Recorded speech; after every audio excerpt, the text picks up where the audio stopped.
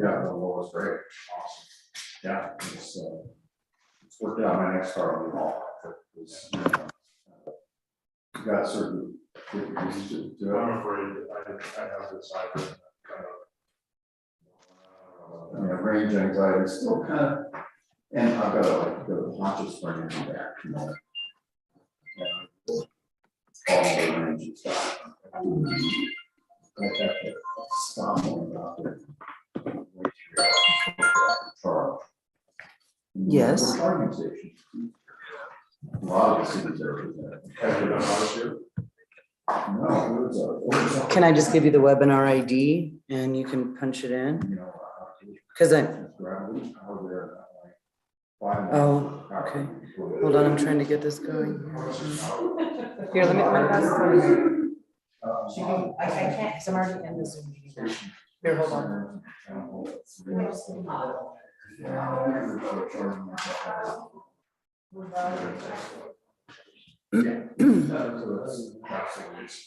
Yeah, basically. And partly it's the game. And just show me. Everyone. You want the I webinar? was kind of looking for ways to play. Yeah. When I go visit my brother. Are you ready? I play and force. Soccer. Yeah. Is this a ball pin? Yeah, it's a good one. See, I know this. There's a quarter. I don't.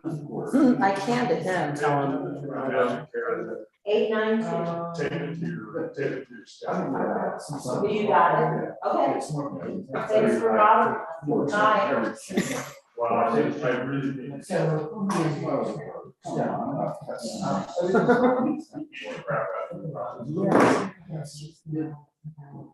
Horrible. I don't know. Evidently you did send it to. Oh, I did? Cool.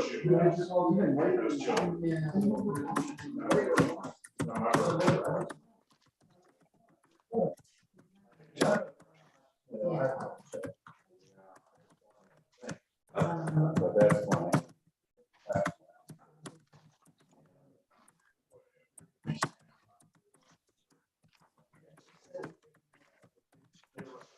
You're right. Are we?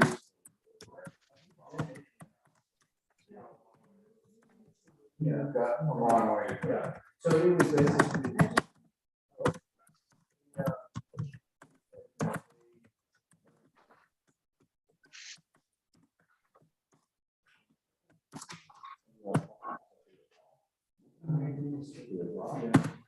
Paul is virtual and so is DM. Okay. And so is CDPHE. Okay. Hi, guys.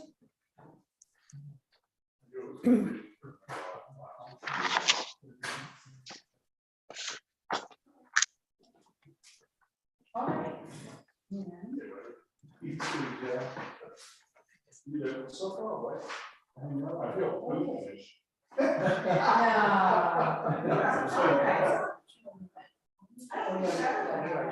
Oh, I see it. Well, when I first started, I think I didn't look good on the camera, so you moved it quickly. Okay. All right, it is my phone says it's 6:02, so let's get this meeting rolling. I'd like to call the meeting of the Town of Georgetown Board of Selectmen to order. It is Tuesday, May 10th, 2022. And let's start off with the Pledge of Allegiance, please. I pledge allegiance to the flag of the United States of America and to the republic for which it stands, one nation, under God, indivisible, with liberty and justice for all.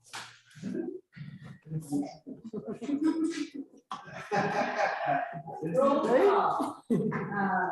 I am Lynette Kelsey, Judge. Rob Connell is not here. Deanne Powell. Present. Okay, Okay. let me, John Jennings. I hear. okay. And Rich Barrows. Here. Okay, Under agenda approval, we are deleting item number 3 because we're not really ready for that. Any other changes to the agenda?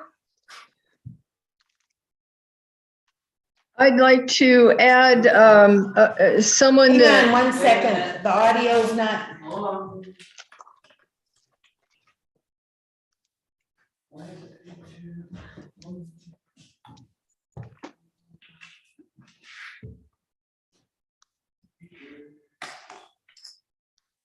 Let's see if that works. Can you do a test, Ann? I couldn't understand you, too much echo. She just wanted you to do a test so that we could see if we could hear you this time, and we can. Yay. I would like to add a report on that complaint we got right before the last meeting and didn't have a way to put it in for the last meeting. The one about the, I think it's Clear Creek Inn is the name of the establishment exceeding its permits. I don't see anywhere in our agenda where that's reported on.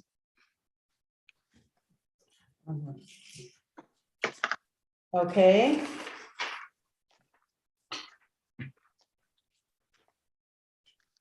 Anything else? Okay, if that's all, who would like to make a motion to approve the agenda as amended? Second. Been moved and seconded to approve the agenda as amended. All in favor, say aye. Mary, John. Who did the motion and who did the second, please? All I heard was I'm getting a lot of echo or feedback from your room. Well, okay, Mary made the motion and John seconded. Thank you. And our room is kind of small, so there is an echo, and Yeah, hopefully you'll be able to, if you can't understand us, let us know. Okay, I didn't get all the way through. All in favor, say aye. Any opposed? Motion passes. Thank you. Audience business. Members of the audience have 5 minutes to present any matter of interest not already on the agenda. Do we have anybody who might be here We for do audience not. business? Okay. In that case, we will move on.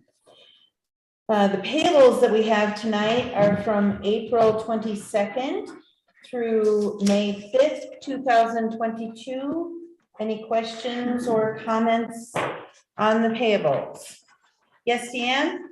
I have 2 or 3 that I want just an explanation on. At the very bottom of page 1, under the police department, it says there's an expense to On Point Auto Glass.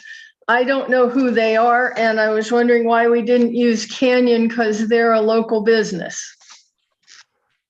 They are a vendor that the police department has used in the past for windshield replacement.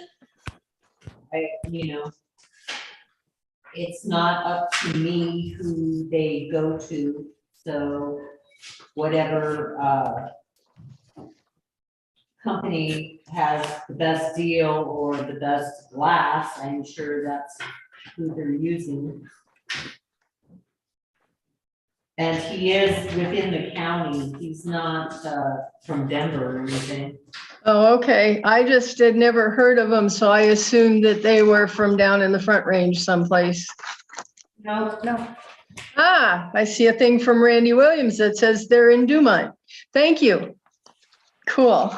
Now, I also have a question on page 2, under building department, which is a second from the top. There's a couple $1,000 expense for land use review fees, but it just says planning services. What does that mean?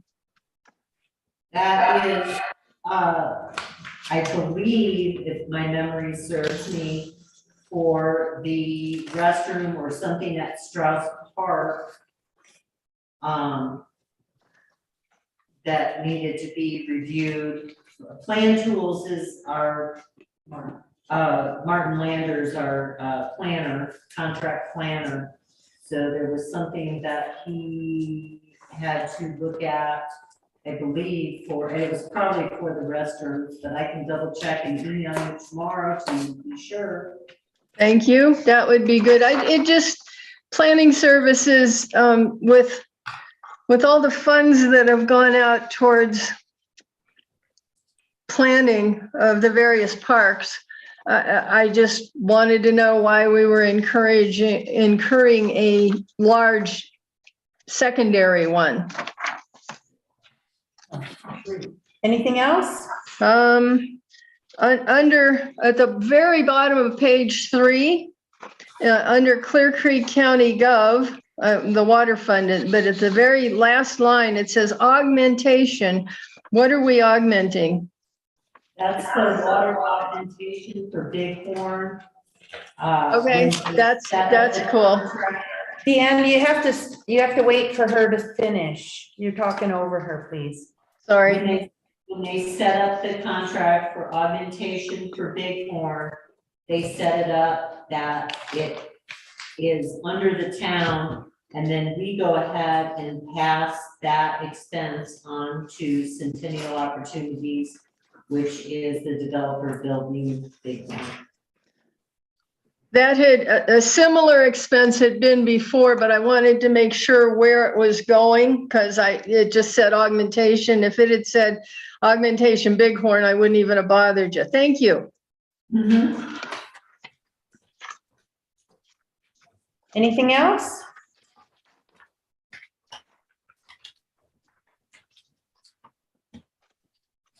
Anyone else have anything?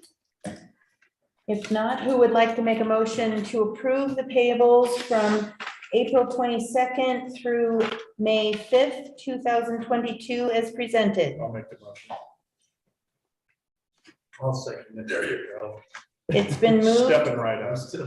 It's been moved and seconded to approve the payables from April 22nd to May 5th, 2022 as presented. All in favor, say aye. Aye. Any opposed? Deanne, you have to say aye. We can't see your hand raised. I have a question. Could you please, whoever motions and or seconds, say their name? Because again, with the reverberation in the room, it's a voice. Who is it? John made the motion and Rich seconded. Thank you. And how was your vote? We didn't hear it. I support this. Okay. Any opposed? Motion passes. Next, we have the minutes from our last meeting, which was on April 26th, 2022. Any corrections or comments on the minutes? Jen sent out a corrected set to everybody. Okay. Good catch. If there aren't any corrections or comments, who would like to make a motion to approve the minutes of the meeting on the 26th of April? I'll make the motion. And your name is? Rich. I'll second, John. Thank you. It's been moved and seconded to approve the minutes of the April 26th, 2022 meeting as presented. All in favor, say aye. Aye. Any opposed? Not. Thank you. Okay, new and unfinished business. The first item on our agenda is Colorado Department of Public Health and Environment, also known as CDPHE. And we've got some folks on the Zoom participating. And if you'd like to introduce yourselves. Yeah, that would be great. Hi, my name is Shannon Bauman. I work for the Colorado Department of Public Health and Environment. I'm a community involvement specialist on the Clear Creek Superfund site. And then I'll let Kyle introduce himself if he wants to. Good evening, everyone. My name is Kyle Sandor. I'm a project manager with the Clear Creek Superfund site with CDPHE.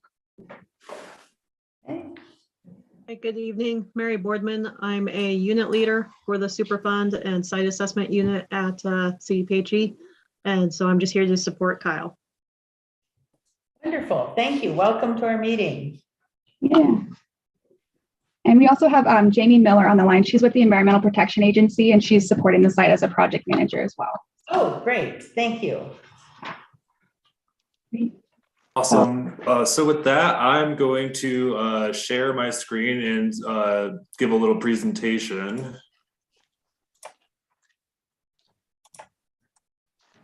Can you guys see the presentation? Yes, thank you. Excellent. Let me just make a few adjustments on my end. Okay. So again, thank you for giving us some time today to talk about the Clear Creek Superfund site. This presentation is to give a little bit of background on the site and talk about the new operable unit that we're opening up within the site study area. So just to give a brief overview of what I'm going to be kind of going over in this presentation, I'm going to show you a couple slides that show the site study area. Also, we'll be going over the cleanup decisions and activities that have taken place since the site was originally put on the MPL in the early 1980s. And then I'll be getting into what the new operable Unit 5 is going to entail, and then give a little bit more specifics into some of the upcoming work. Specifically, I'm going to be talking about the remedial investigation and feasibility study. And then I'm going to, I have a section of the presentation where I'll be posing some questions and kind of answering them as well. Going to be talking briefly about liability, and then wrapping it up, talking about some of the potential risks to human health associated with the mine waste piles that we're investigating as part of this new operable unit, and then wrapping it up with a community involvement section. Kyle, can I interrupt just 1 second? Jen, can you take a look at the screen? We've got some of the panels that are covering up some of the text on the right-hand side. I don't know if I can totally get rid of it. That's better. Yeah, thank you. We could definitely provide you the presentation afterwards if that would be helpful. Everybody has it. Oh, okay, great. Yeah. Okay. So you should be looking at a slide that shows an overview of the site study area. As I mentioned previously, the site was put on the national priorities list in the early 1980s. And in around 1987, the site was expanded to include this 400 square mile watershed of Clear Creek. And on the next slide here, you can see a slightly more detailed view of the site, which shows some of the towns and cities within the site study area, along with some of the original mine features that were the original reason why the site was listed to the national priorities list. You could see near Central City, there's the Quartz Hill Tunnel, the Gregory Incline, the National Tunnel, and there's a few other tunnels that were part of the original site listing. So we're going to be just briefly talking about some of the early cleanup decisions that were made with the site. In 1987, the OU1 rod was implemented to address the drainage from the 5 original mine tunnels, those being the Gregory Incline, the National Tunnel, the Big 5 tunnel, and the Quartz Hill tunnel. I'm sorry, I missed one. There's also the Argo tunnel as well. Slightly after that, in 1988, the OU2 rod was issued, and that was originally supposed to address the tailings and waste rock from the 5 draining mine tunnels from the OU1 rod. In 1991, the OU3 record of decision was implemented to address mine discharges and mine waste from additional waste piles and discharges that were identified subsequent to the 1987 and 88 records of decision. It's also the record of decision that established the study area definition of the site. And then several years in the future, we implemented the OU4 record of decision, and that was to address mine discharges and waste and to improve the water quality within the North Clear Creek watershed. And so from those cleanup decisions, there were several cleanup activities that took place at the site in the last 40 or so years. This list I'm going to go over is by no means a comprehensive list of all that work that was done, just some examples. So we've constructed 2 water treatment plants, the Argo Tunnel and the North Clear Creek water treatment plants. We've performed waste rock pile stabilization, capping, removal, and diversion run-on controls. We performed habitat rehabilitation, sediment reduction, and channel stability improvements. We've constructed a site-wide waste rock repository at Church Placer and have installed a flow-through control bulkhead in the Argo Tunnel. Went one too far, sorry about that. So this slide here is showing some of those cleanups that we've implemented, starting at the top left. This is the quartz hill capping effort. The top right, on the right-hand side of that photo is our site-wide repository. Bottom left is our newly constructed North Clear Creek water treatment plant, and the bottom right is the Argo Tunnel flow-through control bulkhead. So that was kind of just a brief overview of what we have done at the site historically. Largely, the remedies that have been implemented to address water quality concerns and impacts from historic mining. But the new operable Unit 5 that we're looking to, or that we're currently pursuing is the purpose is to investigate residential mine waste piles in the study area for unacceptable risk to human health, as well as to develop a risk-based cleanup approach that incorporates both on-the-ground cleanup and implementation of institutional controls. And this decision to open up a new operable unit within the site, it was really based off of some recent assessments that CDPHE and EPA conducted in 2015 and 2018 that indicated that there are potentially concerning levels of heavy metals within these residential mine waste piles. Currently, the agencies are prioritizing the evaluation of waste piles that pose the greatest risk to human health. And we're focusing on criteria like proximity of waste piles to residential areas and places like schools and daycares. And so to do that work, CDPHE has hired a consultant, CDM Smith, to conduct what's called a remedial investigation feasibility study. And explain a little bit of what that is. An RI or a remedial investigation, or what we call an RI, is essentially just the data collection or characterization phase of the project. It's where we're going to be physically out on the site collecting samples along with other data that'll help us fully characterize the potential risk of these residential mine waste piles. And then the feasibilities phase of the investigation is the process by which we develop and screen and evaluate remedial action alternatives, or what we call cleanup options, for the new operable unit.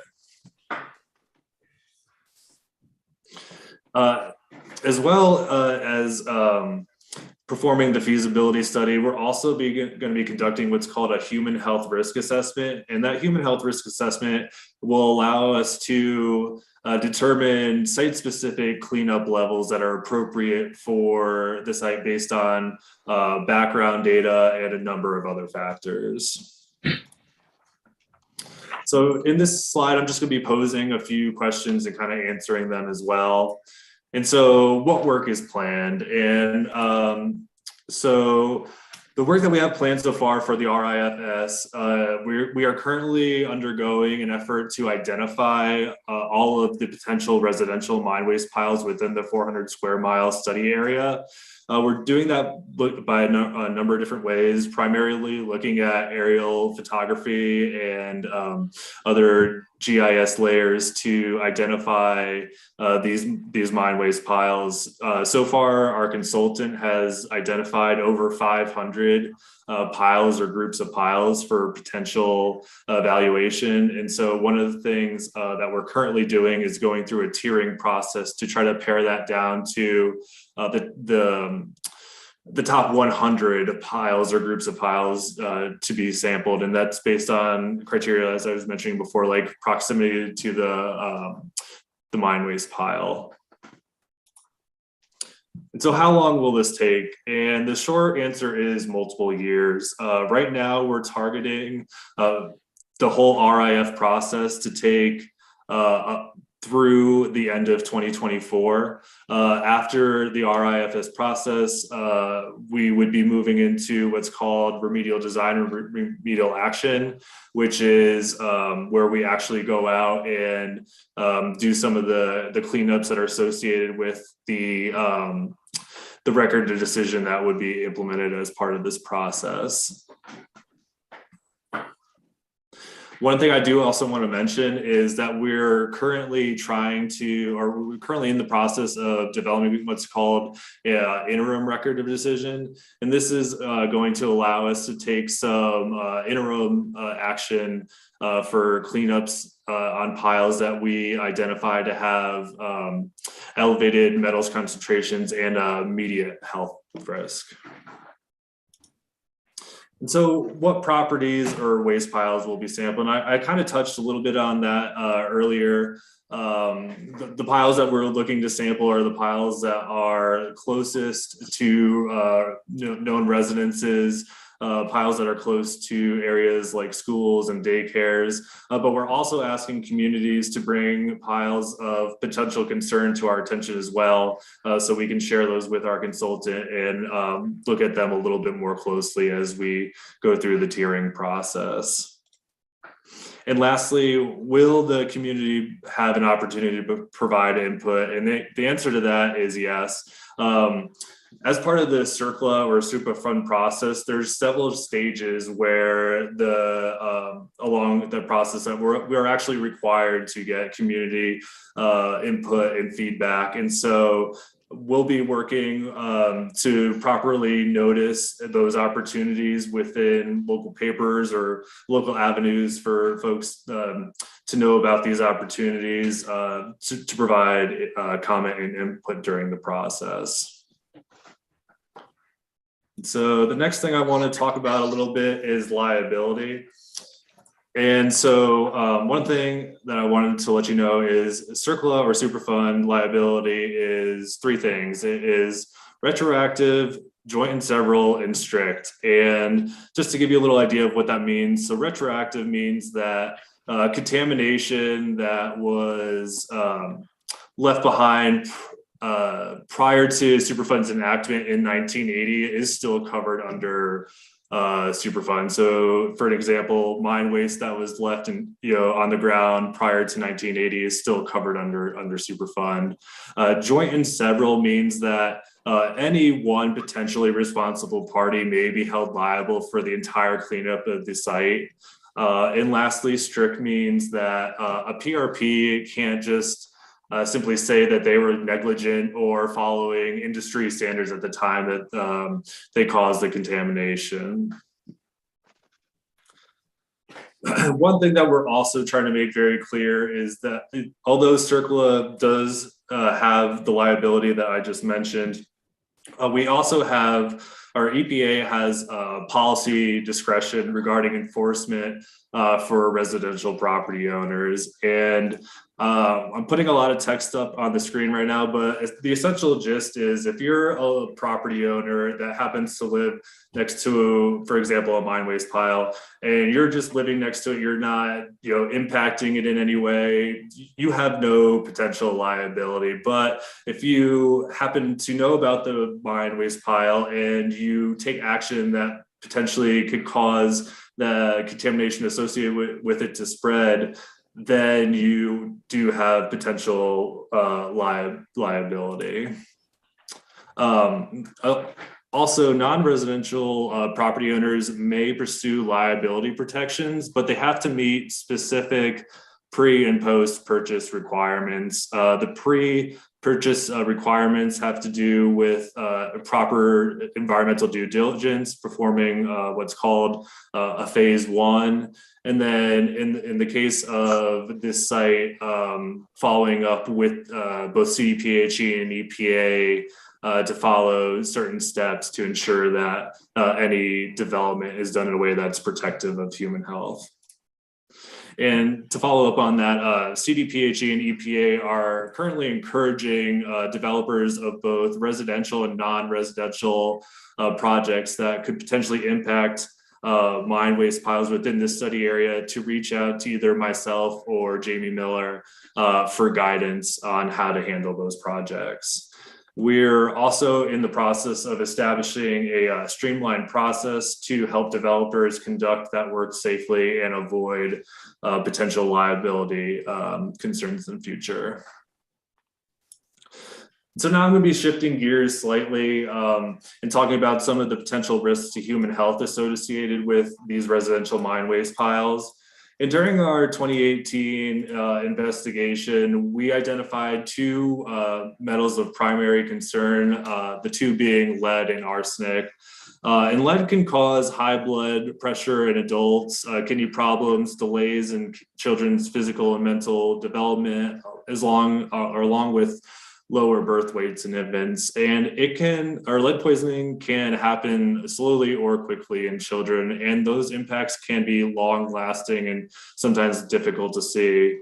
And regarding arsenic, continually eating contaminated food with inorganic arsenic can increase the risk of cancer with regards to skin, liver, bladder, and lungs.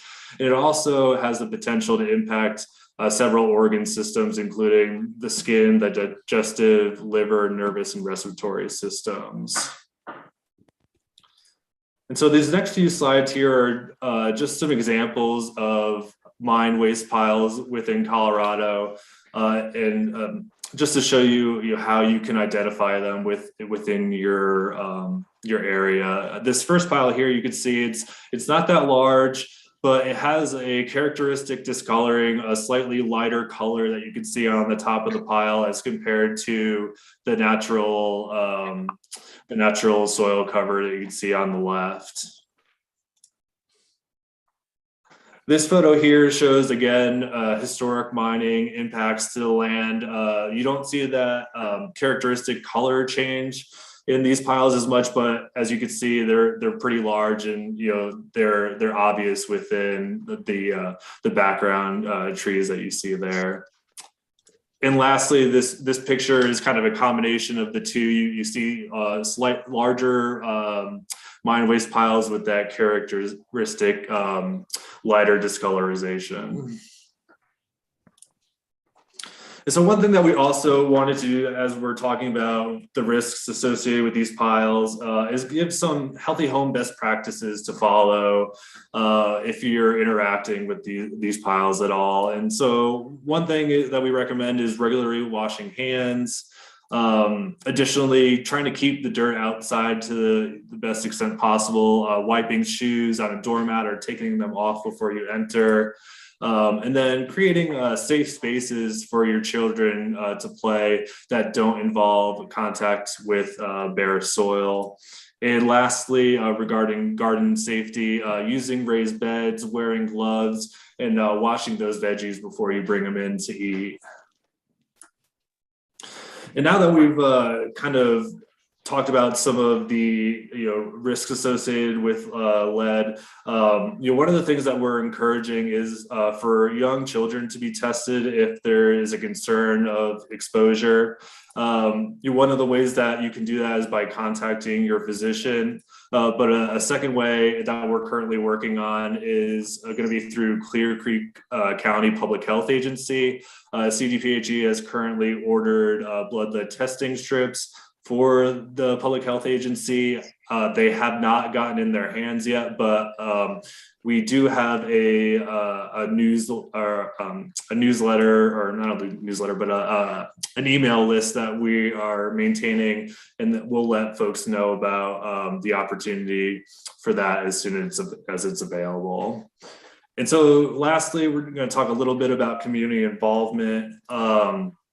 CDPHE staff has been coordinating informational sessions and public meetings, this being one of them, with stakeholder groups. We started that outreach in April and are continuing it through the month of May. We've developed a fact sheet which should have been provided ahead of this meeting that shares some initial information about the new operable unit and highlights some of the potential risks associated with these residential mine waste piles. And we have been considering a fact sheet that focuses on development specifically, and we've gotten feedback that that a fact sheet like that would be beneficial, and so we're going to be moving forward with putting something like that together. So how can you get involved? As I mentioned, we have a site mailing list. Right now, you can email Shannon Bauman. Her email address is provided. We're also looking to update the CDPHE's community involvement plan, which will include interviews, and we're targeting those interviews for later this year. And additionally, if you're looking for any other information regarding this site, both CDPHE and EPA have website links that you can find right here on this last slide.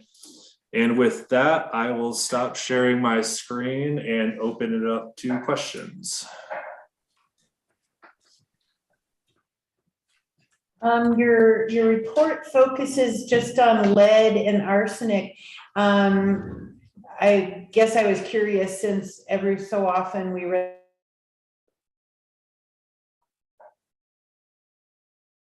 I'm sorry, I didn't hear the last part of the question.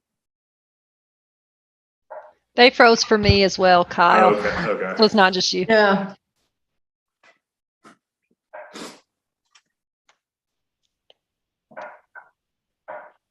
I have a small question while we're waiting for the technical difficulties to get over. We get a lot of dust here, which means it blows across these sites.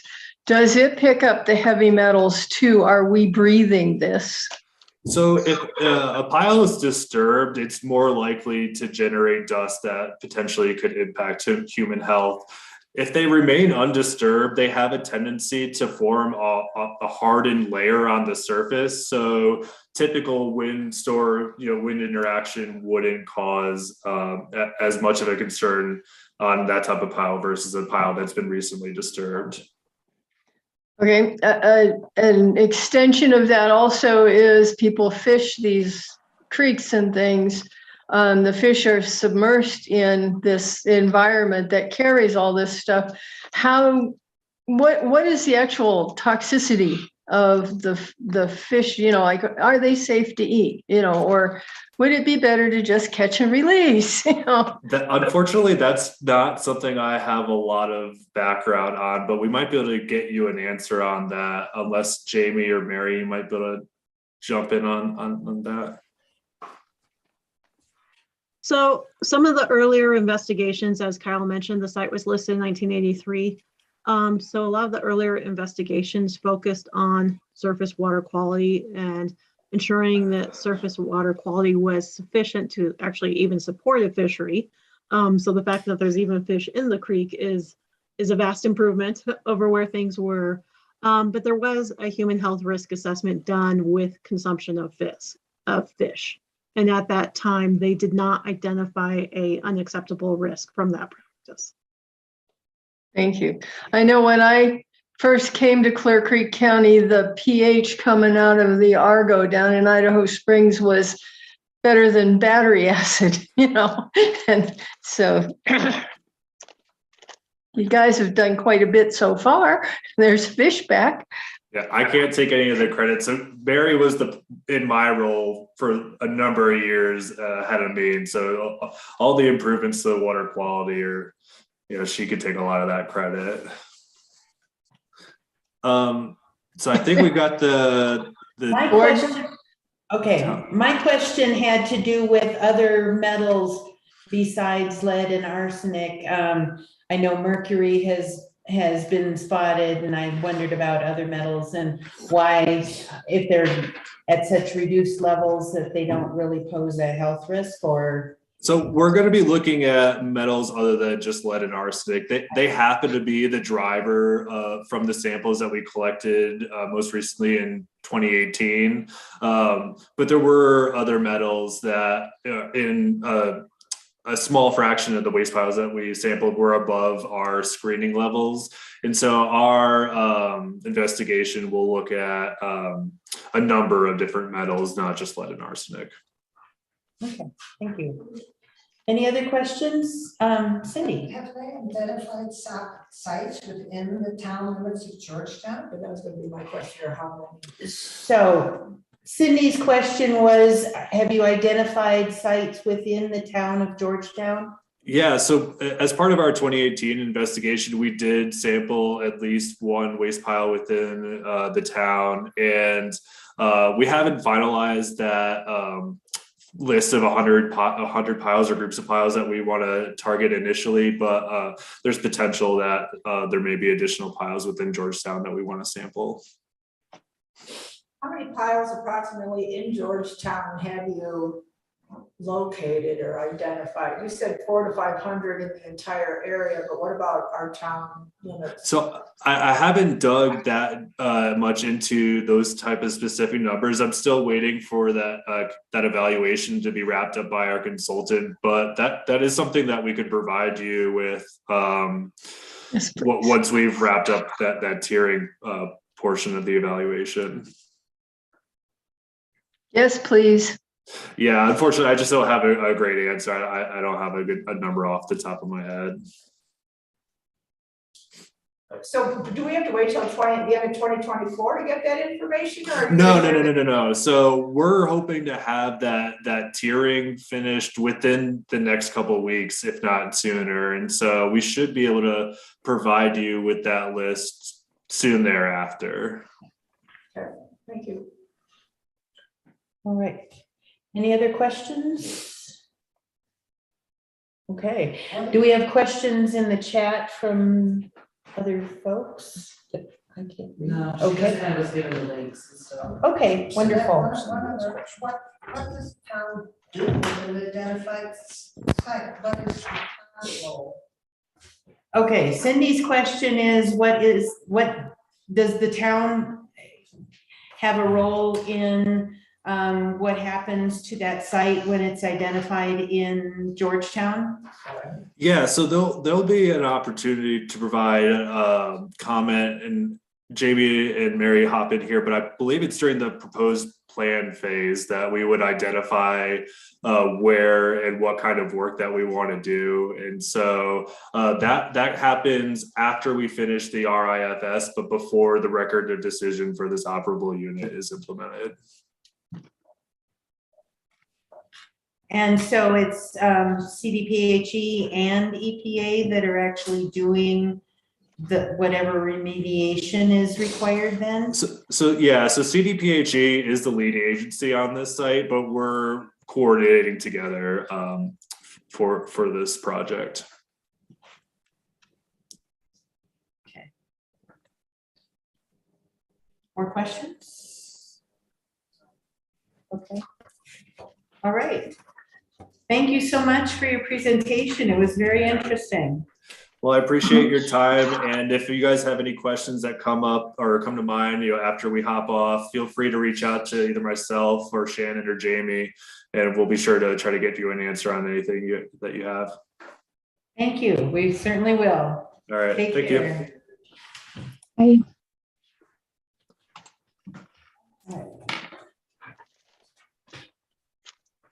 All right.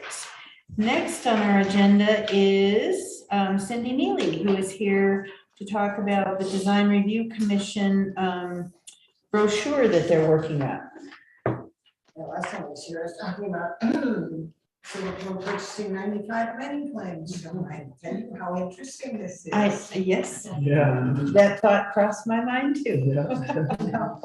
Can't hear you. Sorry. Can you hear me? Yeah. Can you do it? Can you be a little bit louder?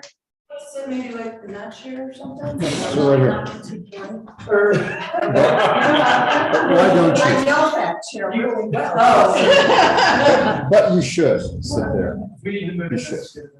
Just, Well, you know, I'm not just gonna do sit it. down, 'cause I'm only here for- Okay. No, I was just commenting that the last time I was here, I was talking about Silver Plume buying 95 mining claims. And that's partially the reason that I wanted to hear this whole presentation too. But that which is benign should not be tampered with. Yeah. I think the lesson learned. But I'm here tonight because the DRC has in years past, I think it's close to 25 years, had a little brochure that explained what the Design Review Commission was about. I think you have a copy of this, and we had decided that it was time to upgrade our act and get a little bit more straightforward, a little bit more lineal about do this, do this, do this, because it would make it easier on our applicants. And we wanted it to be classy and handsome like the town. So, so yes, we would like a full color, and I went to get a bid on this, and the DRC has no budget. And that's a consideration for another time, but every time, I mean, we're required to go for educational training every year. Every time we want to do anything, somebody ends up in front of you, which makes no sense to me whatsoever. So I would hope in the next budget, a couple $1,000 could be left aside so we could go to conferences and occasionally get brochures. But at the moment, I went to Alpha Graphics because they have been very, very good to us on lots of things in the past. And we can get 1,500 of these for $882.35, which is someplace less than 6 cents a copy, which is pretty good for a good quality and a full color with all the pictures. And so I'm asking for to have the authority to have these people say it's okay to spend that amount of money out of the general fund to print our brochures. Okay. One thing I did notice was that it does give a warning that this is, you know, the DRC approval is into perpetuity, but it doesn't really go into what happens after your construction's all done and everything's approved. It doesn't really go into any penalties, but I'm presuming that that would be shared when a permit is being issued and so on. Right. So, yeah. Because we went into the final inspection, which is the Right. recent procedure that has been done. Sure. And the yellow in the middle section down there was written by your attorney, not by us. Okay. Okay. Because we want people to understand the legal aspects of it, but also, you know, it is really, do this first and this second and this third, and it makes life much easier. Sure. So that's why I'm here. Okay. And for my own education, I'm here. Okay. Any questions for Cindy? This is just the one. What? Did you get any other bids? Or No, I just didn't the get one? any other bids, because quite frankly, at this level, I'm not going on my volunteer time, go running all over the place.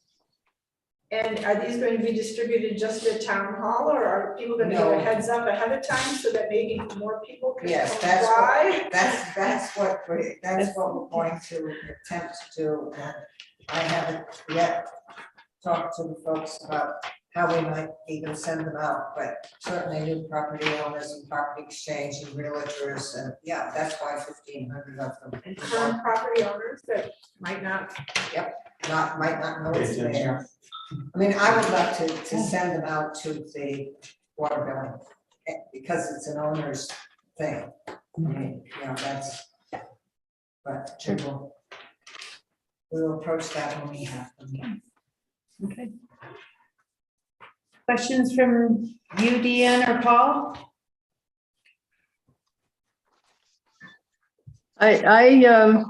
There are a couple places where, for brevity's sake, it's a little smushed together, but people really do need to know what it entails when they buy property here, that if they're going to do anything. So is there a way we could have these brochures handed out anytime somebody applies to do, like buy their initial input on the property, so they understand how serious we are about keeping Georgetown nice? So that's being, the distribution of it will be worked out so that everybody who needs to know it will know it. So, okay. Proper motion would be to authorize staff to allocate sufficient funds to cover the production and printing of the DRC brochure. So moved. Mary. Second, John. It's been moved and seconded to approve staff allocate the money to cover the cost of the printing and distribution of the brochures. Yes, Deanne? Well, could we restate the number that we've heard already? 300 and what? Oh, it's 882 something. I just had 35. 882, 35. Okay. Thank you. For 1,500. There's no sense in not. All in favor, say aye. Aye. Any opposed? Motion passes. Thank you. Thank you, Cindy. Well done. Very interesting first presentation. Good to see you, Cindy. Okay, next on our agenda, item number 3 is deleted, so we move on to 4. And this is an organization of Region 10 pursuant to opioids settlement memorandum of understanding, IGA. I can give you a quick staff report on that. If I miss anything, Rick can help me out. This represents one of the outcomes of a couple of different class action lawsuits brought by primarily the attorneys general of each of the 50 states to address the opioid crisis and the degree to which the manufacturers of opioids are responsible for that crisis and the addiction and the deaths involved. And those lawsuits are being settled for big chunks of money. And the states, each individual state is in the process of receiving those funds and needing to allocate them to primarily local jurisdictions, but to healthcare providers, et cetera. And there's a formula. And so frankly, all local governments in the state are eligible. And the way in which the local governments here in this county are eligible is through the regional share of these funds. And there are other shares that go directly to the state, and et cetera. But the local government share of the pie gets distributed through a regional share. And this intergovernmental agreement, and I've seen them in other jurisdictions I represent, puts together the little regional organization that will then receive the money and then turn around and distribute it. So it's very much in Georgetown's interest to be at the table and part of the game. Be pleased to answer any questions about the IGA itself, but it's a form, to be honest, that we're seeing throughout the state. I wouldn't recommend changes to it. This is one of these things you sign up on and then you're eligible to receive funds. That'll be a while yet. And if you're asking me, well, what exactly can we spend the funds for? I'm not ready to answer that because I don't know, but I take things kind of one thing and one step at a time. And this step is making certain that you're part of a regional organization that will receive the money. And there'll come a time, and I'm sure we'll have options for spending it, and I'll be happy to bring those to you. Okay. Did you have anything to add? The only thing I'd add to what our attorney said was, in Morgan County, when we were doing this, the funds were going to be used in a collaboration. And so it was going to be towards facilities to be able to help people who have been suffering from addictions. So we were not going to actually see any of the funds. And so most likely this will probably be something similar to that they will use it to do some kind of treatment center. So don't think that we're going to be getting funds out of this. It's most likely not going to happen directly to Georgetown. Although it is true that you will have city representation. Say it again? They will have city representation. Yes. Because this is one of those intergovernmental deals, a little like. We're at the table, yeah, want to be at the table, yep. Right. So that's the recommendation that the proper motion would be to approve the Colorado Regional Opioid Intergovernmental Agreement. I'll make that recommendation. I have a question. Well, let's get a motion in a second, and then we can have plenty of discussion. How's that? Backwards. Is there a motion? So I have a motion. Okay, John made the motion and Rich seconded. seconded. Yes, Deanne? I think it's backwards because I don't ever vote for anything until I know for sure what it is. We're not voting yet. You're just asking your question. It's available for discussion. Okay. First question, I have two questions. First is, why on page 2, under when the term will begin, is it clear into January of next year? Why doesn't it start sooner? And second question, on page 8, they're talking about who can vote and all of that kind of thing. Is the public allowed, do sunshine laws apply? Can regular people at least hear and see what goes on while these voting bodies are working on things? Well, I can answer the term. It says January the 2nd, 2022. Yes, why? That's this year. That's not next year, that's this year. Oh, okay, so it's retroactive, it's already going. Well, It's underway, yes. Okay, thank you. Getting organized. Cool. And what about sunshine laws? Well, of course, each individual participating local government is subject to the open meetings law. I don't have CRS 2472-201, I don't have the open meetings law right under my elbow right now, 246401. If I did, I could look up whether an intergovernmental organization subject to the Open Records Act, Open Meetings Act. I don't know the answer in my head. I'm trying to recall, for example, when there are meetings of, say, the Northwest Council of Governments, those were always open. I would expect that the same thing's true here. But that's as much as I can say without pulling the statute. And I wouldn't want to do any guessing, but I've already guessed. And that's that a intergovernmental organization quite likely will hold open meetings and will post notices. Yeah. So These that's were my answer. enumerated ad nauseum about every little detail, and that's why I wondered. It doesn't say anything about just general public being able to watch, listen, and all of that. Well, I can't say anything more than what I've said. I've told you what's in my brain and a pretty solid guess. Other than that, I can't offer more. Any other questions or comments before we take the vote? Okay, all in favor say aye. Aye. You guys have to say aye because Please. we need it on the audio recording. Paul, Say, unmute yourself, please, and say aye or nay. I said aye. Thank you. You were still muted. We couldn't hear. Oh. Sorry. Sorry. Any opposed? I'm going to oppose because I just don't quite trust it yet. Okay.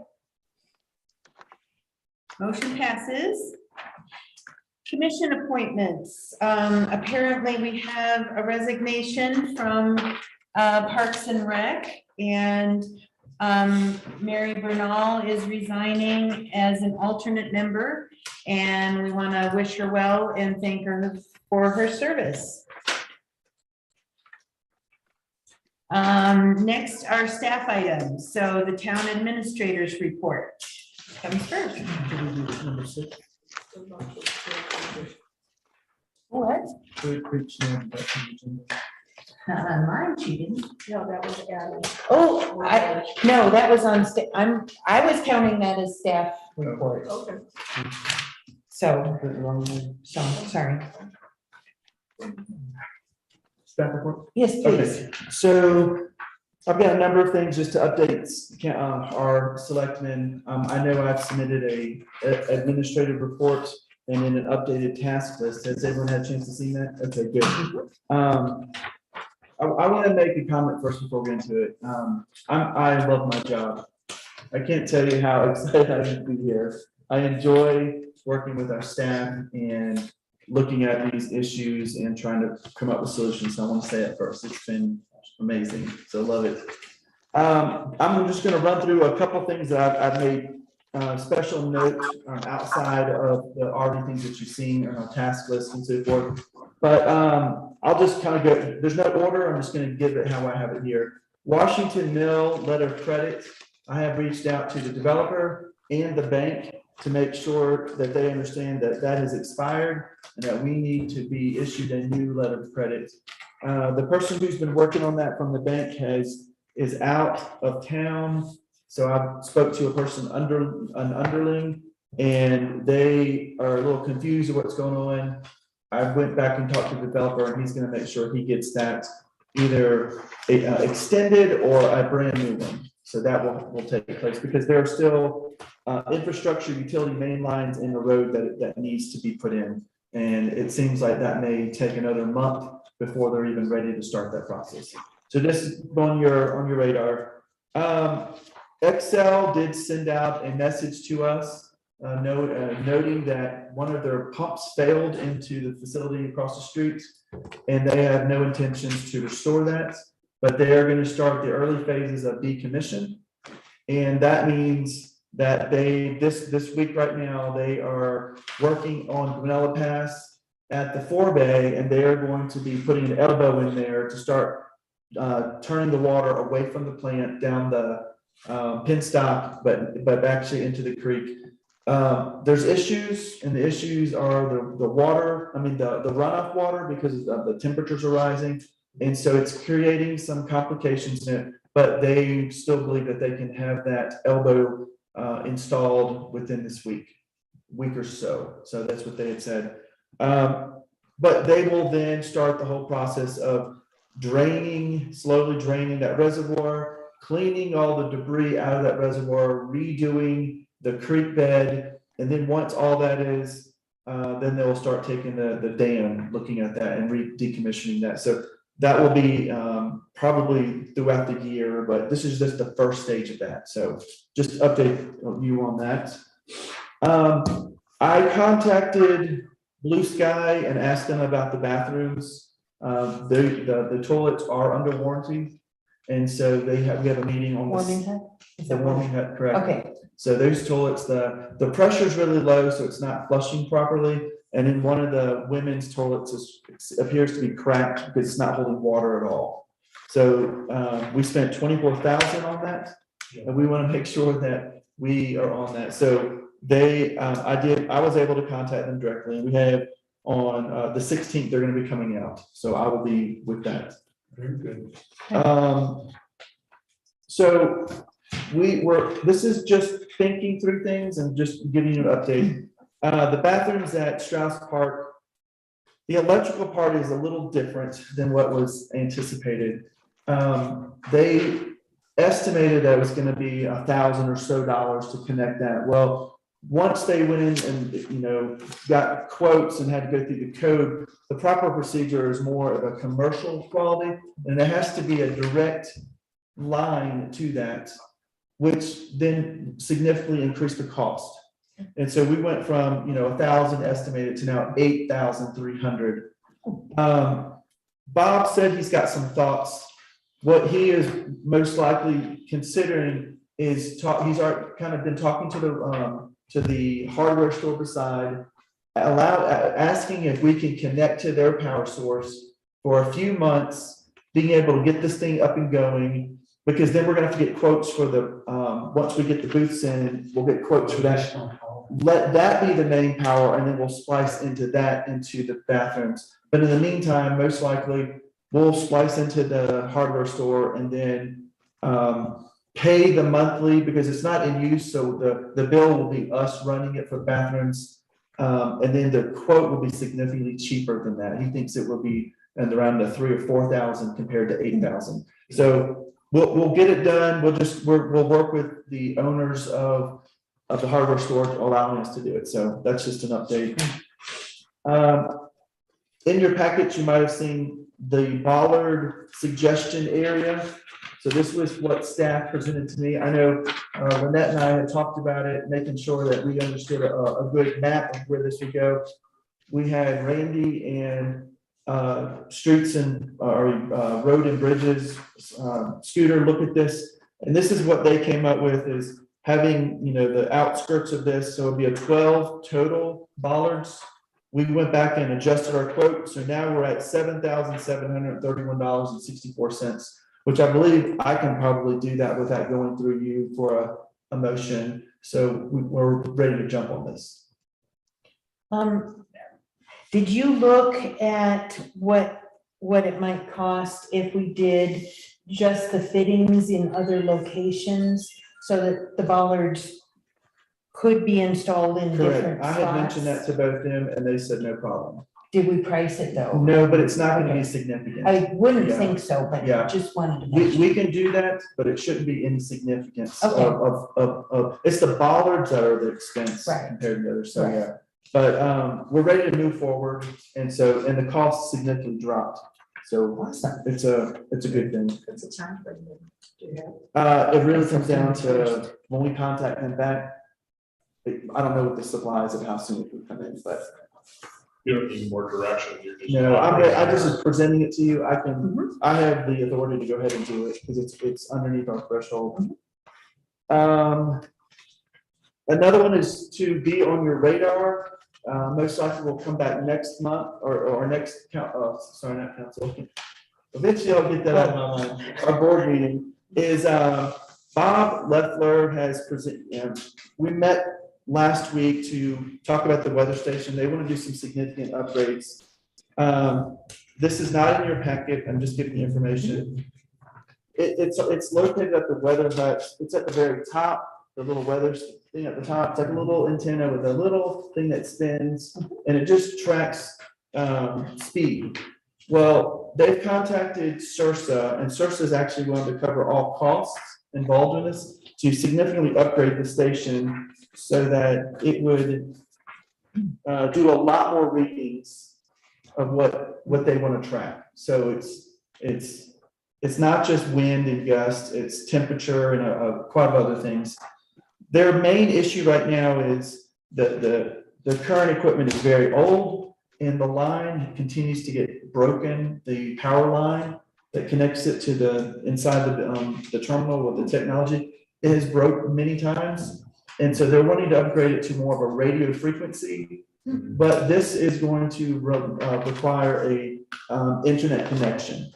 And so they're asking, do we have a relationship with Comcast that they would do this for free? Most likely no, but we can still reach out and ask them. If not, if they do require a cost, then CIRSA would actually do the cost too. They would pay for that. Any upgrades involved to get this, CIRSA wants to be part of it. But they wanted to ask us first if we would consider trying to help them. So that you'll see this for an approval, because most likely we'll have to take this to design review committee probably, just to make sure that they're okay with the design. It's just a technology upgrade though. So that's that. Would, Questions?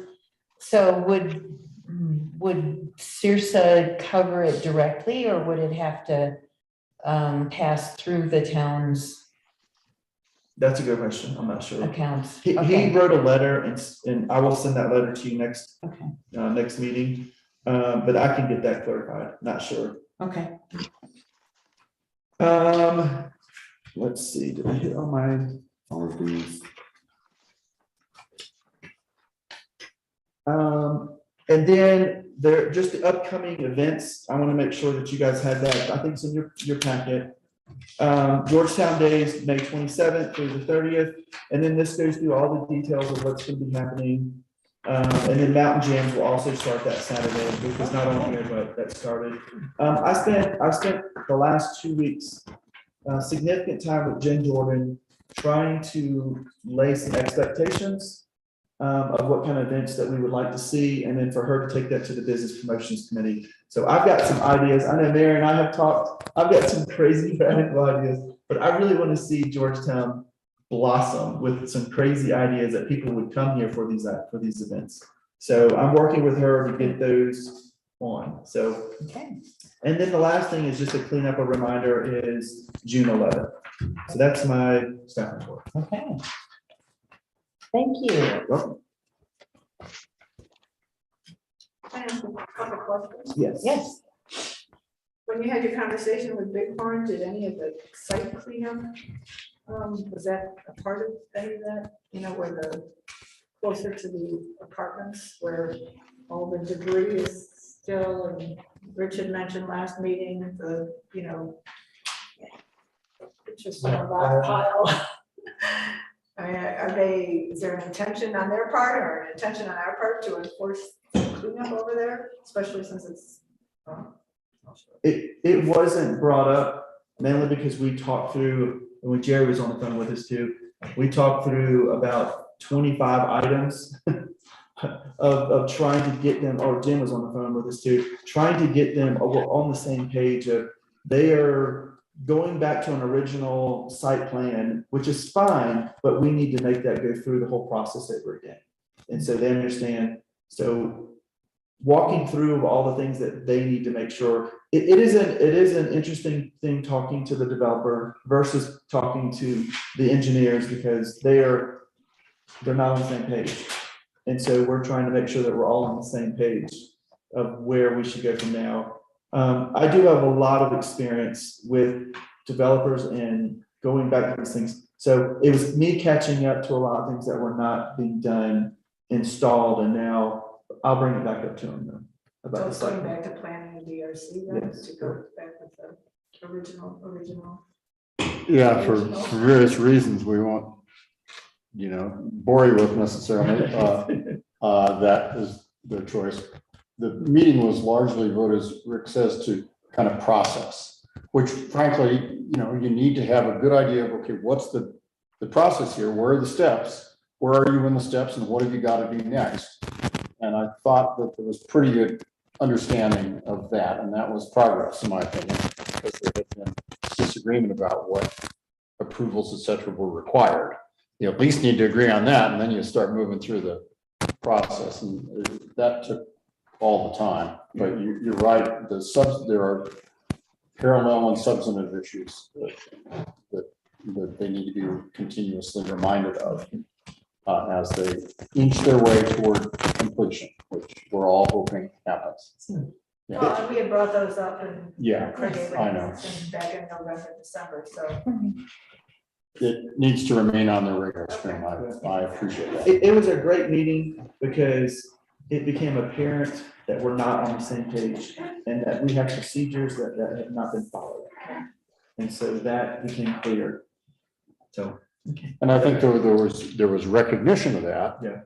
And tentative understanding of how to go forward. Yeah. Like with anything else, especially on a project like this, it will require frequent watering to keep that plant growing in the right direction. But it was a good start. But not to be paid under the augmentation. No. No. Good. Technical Nice. catch. Technically, Good catch. Very technically nice. water. And then totally different subject, but was on your task list, the 22nd Street Bridge, where are we with that? With the wonderful pylons that are providing the, I'm not aware who got a quote from them. so. It was The approaches, yeah, the approaches and the rails. It seems like the approaches on a lot of the bridges, but we're still, I know they're not in good condition, but we have walked with, I don't remember the name of the contractor, but we walked through with them, me and Scooter both, and we're waiting back. I asked Scooter recently if he got a quote back, and he said not yet. Okay, what the bridge she's talking about, they were already under contract to complete, and I was also curious as to whether they were finished with it. You know which one we're talking The about? one near the two water Yeah, lake. between the lake and the lagoon, Yeah, exactly. Yeah, that's finished. It's just the side parts that they were gonna, So they do still have some, just the approaches. the approaches, Okay. correct. May I say something? I don't Yes. believe the approaches were in the contract. okay, So that's Separate. separate. I see. And they're going to bid out for numerous bridge I see. approaches in town.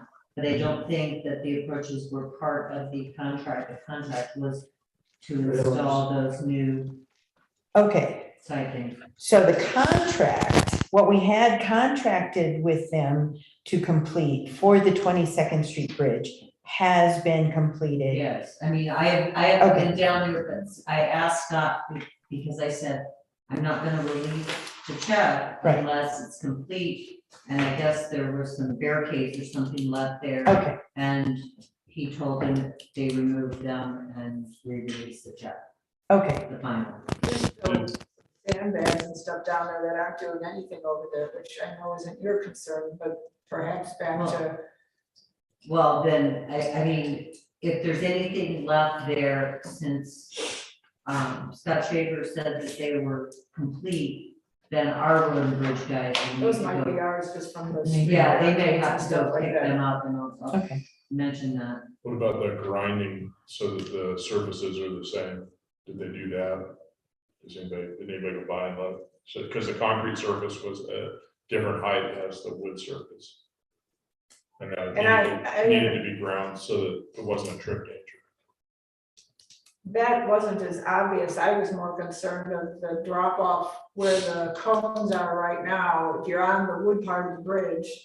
The approaches, Right, but a pedestrian approach, not necessarily the concrete to right? the bridge Yeah, no, piece, yeah, for the sidewalk. you know, with our summer leaf They're truck. I gonna guess need Rick railings can too. bring that up to Scott Yeah. and see, because I was under the assumption that it was all, everything in the contract was done.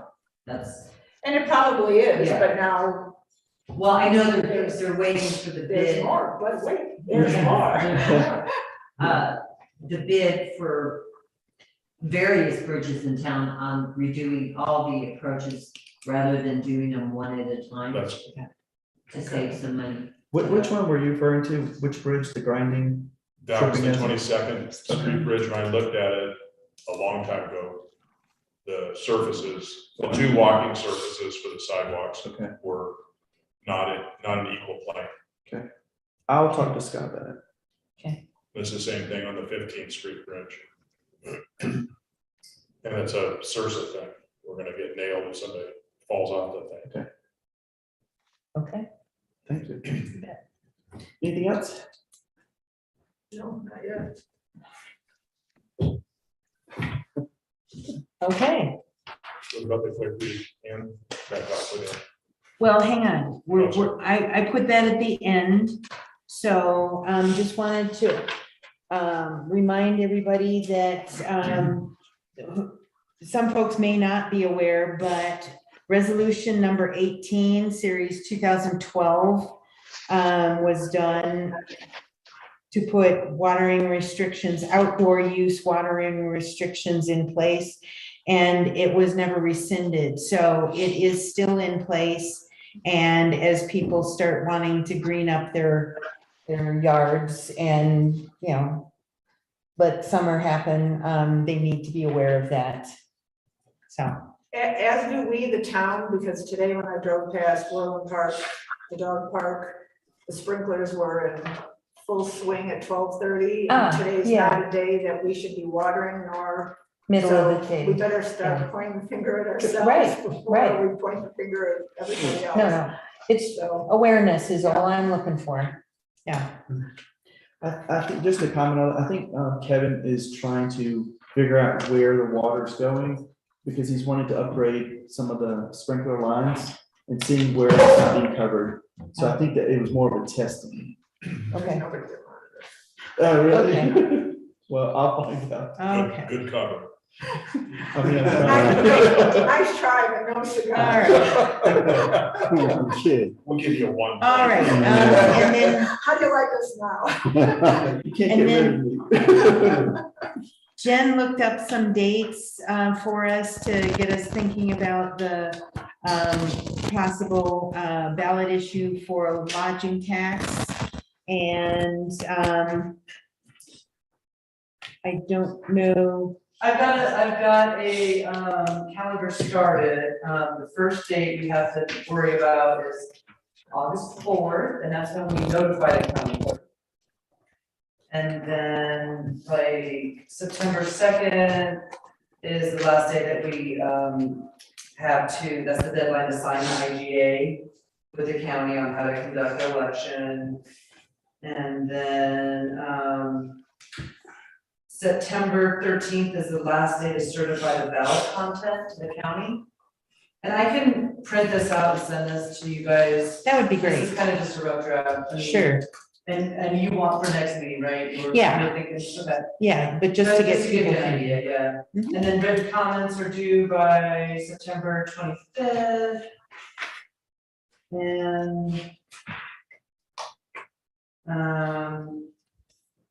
And then October 28th and 29th would be the last day to deliver the Tabor notice and to file the summary of comments in favor.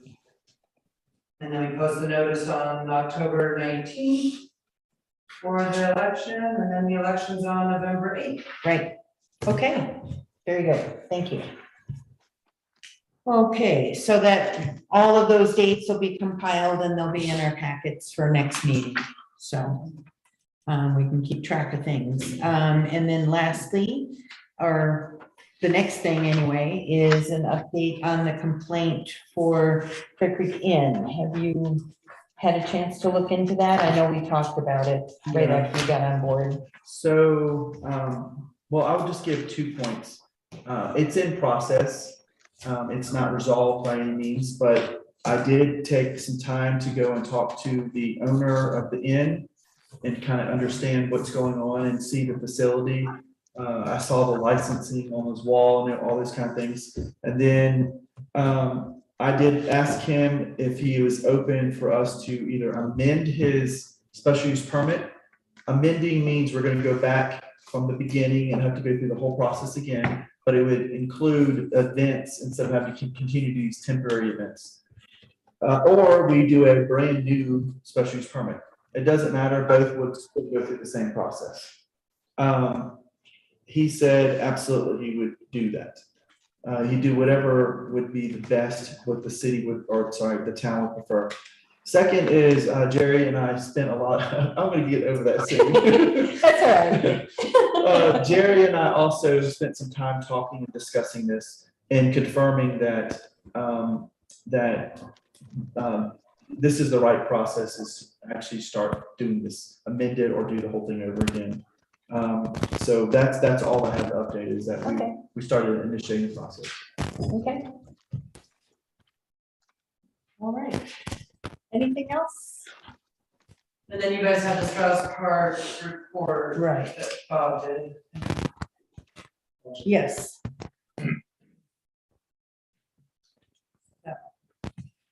And just for the public and the recording, the restrooms were installed on April 25th. They're still working on electrical and all of the hookups.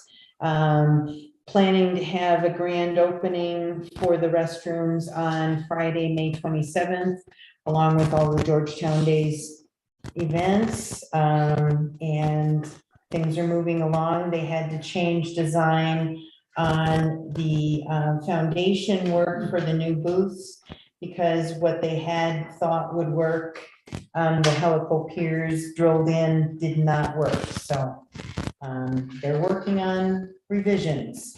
So anything else that anybody has? Okay, who would like to make a motion to adjourn? Rich. I'll second John. It's been moved and seconded to adjourn. All in favor, say aye.